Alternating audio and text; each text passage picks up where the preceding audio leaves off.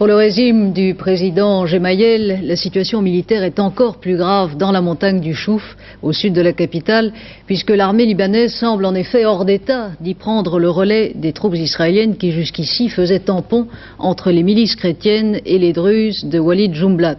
Les Druzes s'efforcent en ce moment d'enlever aux chrétiens la localité de Bamdoun. Jean-Marc Ilouz vous le disait tout à l'heure, Bamdoun qui est sur la route Beyrouth-Damas. Et la Syrie, qui soutient les Druzes, demande aux pays arabes la rupture des relations politiques et diplomatiques avec le Liban et la fermeture des frontières. Paul Naon.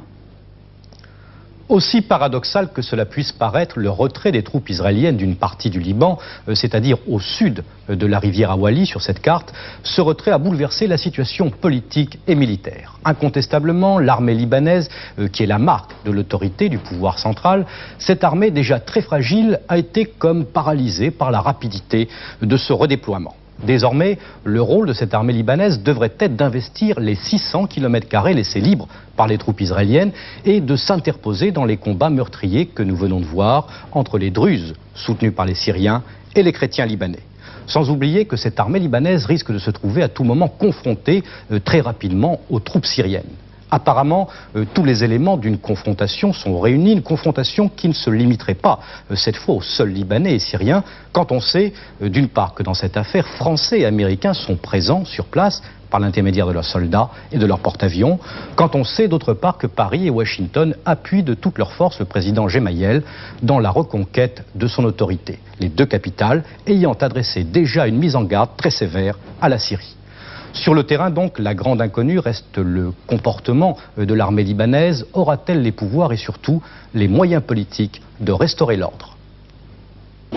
Depuis 3 jours, dans les rues de Beyrouth, l'armée libanaise patrouille, ou plutôt parade, car elle est la grande triomphatrice des très violents combats de ces derniers jours.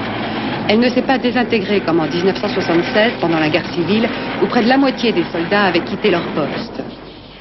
L'armée libanaise donc a tenu, et elle tient à le montrer comme ici. En plein centre de la ville, 2 chars tiennent en respect, collés au mur un suspect. Les voitures de particuliers qui recommencent petit à petit à circuler sont détournées. L'armée ne se bat plus, mais elle veut montrer sa force, arrête et perquisitionne.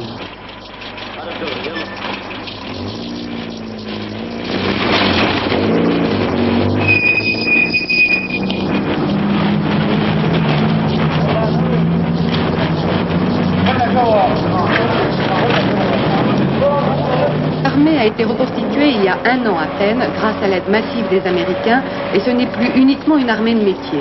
Le service militaire est maintenant obligatoire pour tous les Libanais de toutes les confessions.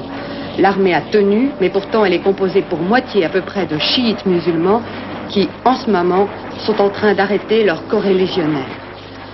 Ces hommes, torse nu, le visage bandé, sont des chiites de l'organisation politico-militaire d'Amal, qui est à l'origine de la dernière flambée de violence. Il y a parmi eux aussi des miliciens druzes, ou des socialistes, des communistes, et d'après les autorités, beaucoup d'étrangers.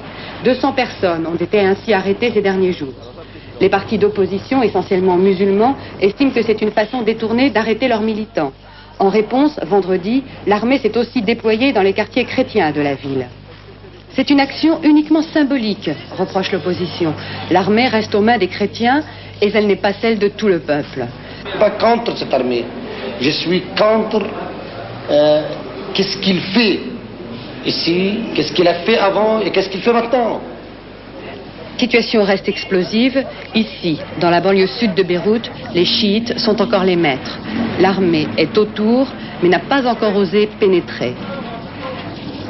Ces hommes, des inorganisés comme on les appelle, contrôlent l'entrée dans les quartiers les plus pauvres de la ville.